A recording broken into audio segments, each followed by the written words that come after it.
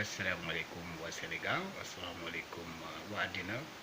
tey maa ñëwaat am mbégte di waxtaan ak yéen ci mbirum Sénégal ci mbirum suñu réew moom nu muy doxee di féliciter rek ñi nga xam ni vraiment jàpp nañu ci jéem a régler situation bi nga xam ni moom moo am ci autoroute à péage bi dégg nañ ci wax ju bëri xam nañ ñu bëri dox nañ ci gis nañu vraiment nit ñi mobiliser nañu. te ñu bëri ñi nga xam ne dañu war a wax nañ ci ñu kontaan loolu nag ci mouvement yi jot a am nit ñi ci jàpp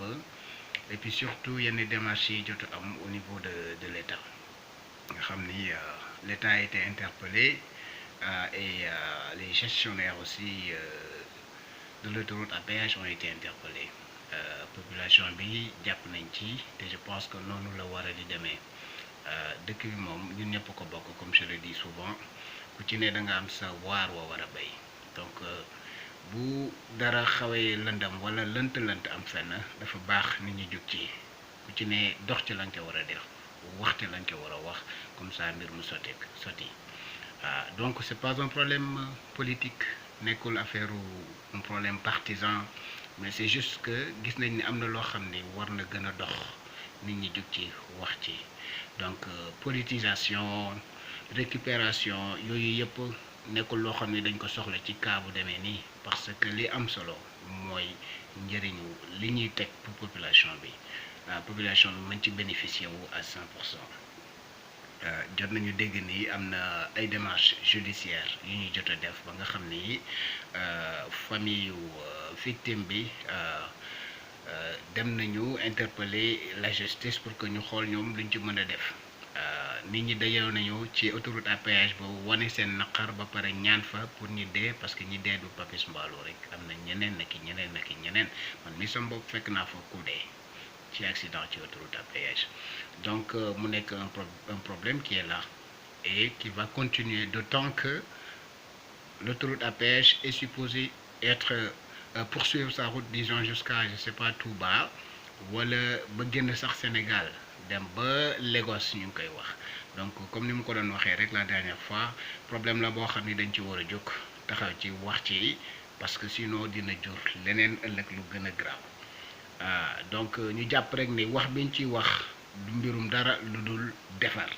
parce que ciblé wuñu benn entité ciblé wuñu Eiffage ciblé wuñu État ciblé wuñu sax la France mais dañuy wax ni lii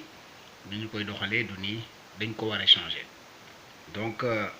dialogue bi nga xam ne ñi ngi ko ci woo nag lañ ciy naqarlu rek mooy le fait que ni ça a été fait tardivement c'est vrai que woote dialogue dafa doon lu baax noonu la cité di doxee noonu la suñu réew war a di doxee mais da nga koy teg tamit ci yoon def ko fa nga ko war a defee doo bàyyi ba lépp ne këtt ni jonn nga door a woo nit ñi naan la ñëw la ñuy waxtaan alors donc li ci gën a am solo aussi mooy que ni mbir mi du mbirum autoroute à péage rek parce que ñu bëri dañ naan mais attends yéen autoroute à péage bi ngeen di wax mais ñi mu concerné bëriwul Sénégal romb na lii mais dañ ko war a gisee comme loo xam ne dafa mën a buñ ko réglé fii mën nañ régler affaire yu bëri ci Sénégal waaw parce que question de gestion la de nos ressources buñ ko tegee ci yoon Sénégal yëpp lay defar donc dafa baax ñu wax ci comme ça ëllëg bu ñuy duggaat ci leneen ñu jéem a xool nu ñu koy duggee nu ñu ciy duggee nu ñu koy defee ba mu baax waaw ñu ngi interpeller nag yenn entité yi nga xam ni état bi daf leen teg fii pour que ñu mën a jàpp ci situation yu demee nii lu mel ni que le médiateur de la République Alioune Badara Cissé ñu ngi koy interpeller pour mu dugg ci wax ci moom it dox ci ñu ngi interpeller au conseil des collectivités locales bi nga xam ni Ousmane Tanor Dieng moo ko jiite ñoom it ñu dox ci parce qu'il s'agit de cela on parle des populations qui ont été déplacées l'utilisation de la terre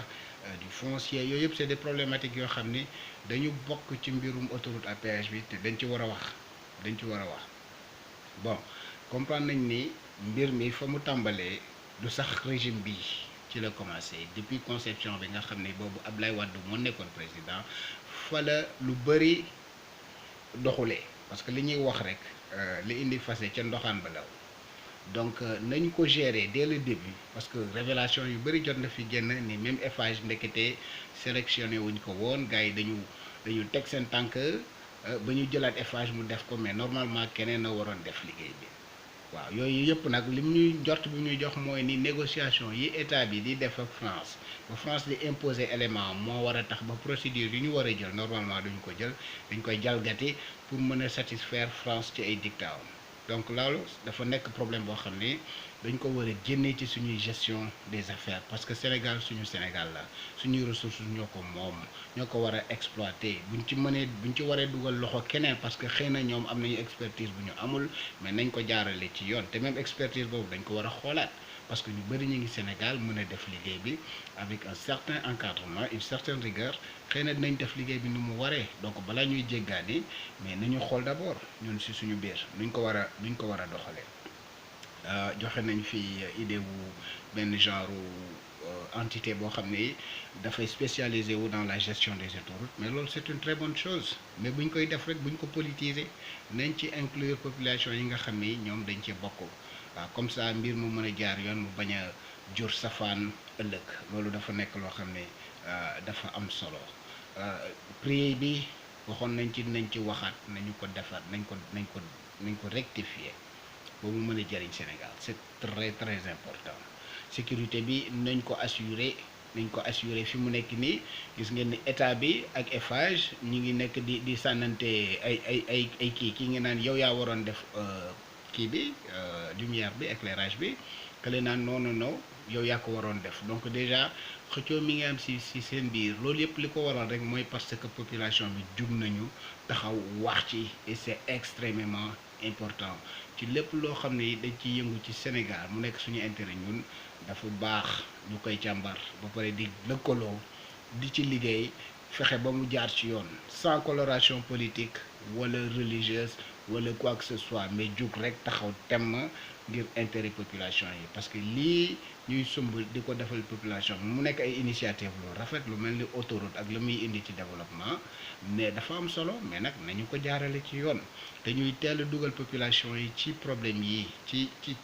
projet yi demee nii, parce que ñoom ñoo ci mën a jàpp tamit ba mu sotti. nañ leen jox seen wàll, ñuy waxtaan population yi aussi di organiser wu comme ni ñu ko defee ay mouvement, ay association, ñëw di càmbar mbir yi ndax mu leer. bu ko defee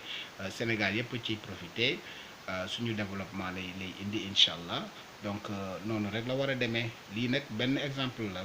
dañ ko utiliser ci yeneen gestion suñuy ressources, gestion de la cité et d'autres choses yoo xam ni dañ ci war a taxaw di ko càmbar, di ci dox ba lépp jaar yoon, Sénégal développé, parce que ñun ñëpp loolu moo ñu tax a jóg, Sénégal développé. maa ngi leen di gërëm di leen sant encore une fois, di joxe ndig daje rek à très bientôt incha allah. et je vous souhaite tous un excellent ramadan. di ñaan yàlla defal ñu xewal ci ramadan bi, wàcce jàmm Sénégal, boole xol yi, defal ñu développement bi nga xam ne ñun ñëpp moom la ñuy ñaan. wasalaam.